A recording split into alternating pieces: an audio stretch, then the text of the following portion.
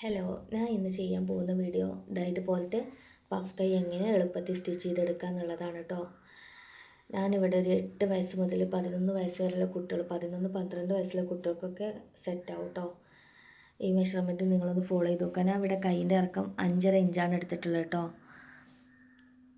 5.5 inch. അത് നിങ്ങൾക്ക് വേണമെങ്കിൽ 4.5, 3.5 കൈ ഇറക്കം നിങ്ങളെ ഇഷ്ടത്തിനനുസരിച്ച് എടുക്കുക. അതിനെടുക്കണ പോലെ തന്നെ എടുക്കണ്ട. ബാക്കിയുള്ള മെഷർമെൻറ്റൊക്കെ എന്നെ ഫോളോ ചെയ്യണം കേട്ടോ.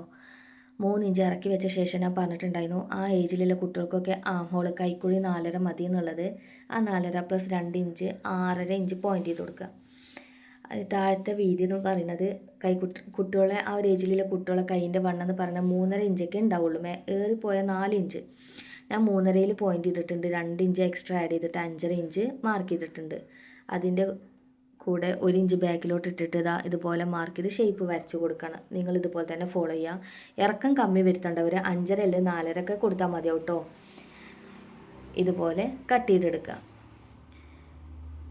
അതിനുശേഷം ഇപ്പം നമ്മളെ കട്ടിങ് കഴിഞ്ഞിട്ടുണ്ട്. ആ 3 ഇഞ്ച് എന്തായാലും കൊടുക്കണം. ഇറക്കം 4 ഇഞ്ചോ 3.5 ഇഞ്ചൊക്കെ ഇഷ്ടമുള്ളവർ അതിനനുസരിച്ചിട്ട് ചെറിയ പഫ് കൈയാണ് താല്പര്യം വെച്ചാൽ അതുപോലെ എടുക്കാം കേട്ടോ. ഇറക്കത്തിൽ മാത്രം ചേഞ്ച് വരുത്തുക. ഇനി അതിന് ശേഷം അതുപോലെ ഒരു മെറ്റീരിയൽ എടുത്ത ശേഷം ഒന്ന് ഫോൾഡ് ചെയ്ത് വെക്കുക.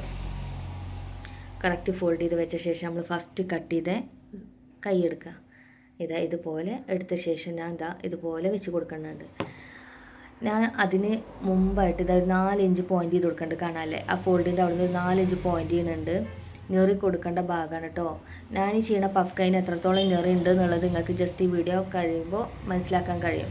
ഒരു മീഡിയം സൈസ് നെറിയേ ഇട്ട് കൊടുത്തിട്ടുള്ളൂ. അപ്പോൾ നിങ്ങൾക്ക് അതിലും കൂടുതൽ നെറിയ ആവശ്യം തോന്നുകയാണെന്നുണ്ടെങ്കിൽ ആ 4 ഇഞ്ചുള്ള സ്ഥാനത്ത് 5 ഇഞ്ചോ 6 ഇഞ്ചോ ഒക്കെ നിങ്ങളെ ഇഷ്ടത്തിനനുസരിച്ച് ഇട്ട് കൊടുക്കുക കേട്ടോ. അതിനുശേഷം അതുപോലെ ഷേപ്പ് കറക്റ്റായിട്ട് വരച്ച് കൊടുക്കുകയാണ്.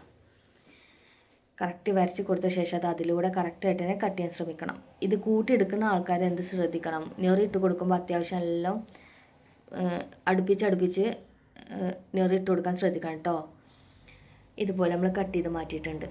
അതിനുശേഷം ആ ഒരു മാർക്ക് ചെയ്ത് അവിടെ ഒന്ന് മടക്കി വെച്ച ശേഷം ജസ്റ്റ് ഒന്ന് ഇത് കാണാമല്ലേ, മടക്കി വെച്ചിട്ട് ഒന്ന് മാർക്ക് ചെയ്ത് കൊടുക്കുക. അവിടെ ഒന്ന് കട്ട് ചെയ്ത് കൊടുക്കണ്ടായി കേട്ടോ. അവിടെ മുതലാണ് നമ്മൾ പഫ് കൈ ഞെറിയിട്ട് സ്റ്റാർട്ട് ചെയ്യേണ്ടത് കേട്ടോ.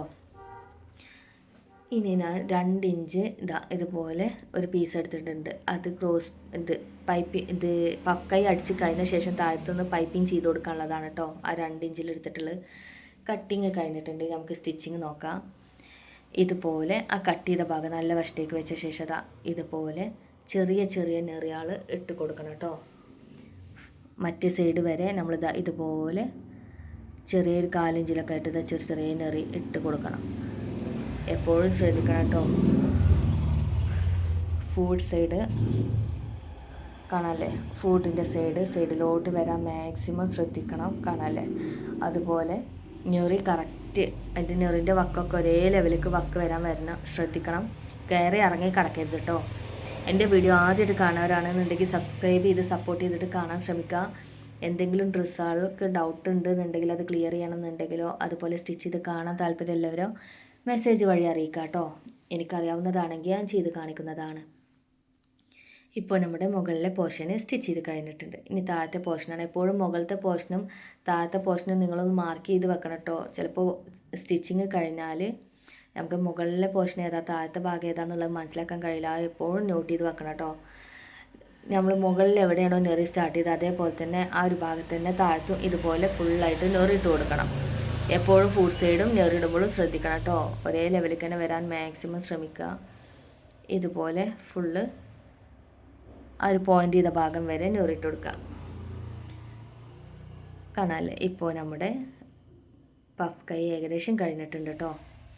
കാണാമല്ലേ, എപ്പോഴും ശ്രദ്ധിക്കണം മുകളിലെ പോർഷൻ ഏതാണ്, ആം ഹോളിൻ്റെ ഭാഗം ഏതാണ്, താഴത്തെ ഭാഗം ഏതാണ് നോട്ട് ചെയ്ത് വെക്കണം കേട്ടോ. അല്ലെങ്കിൽ മാറിപ്പോകാൻ സാധ്യത ഉണ്ട്.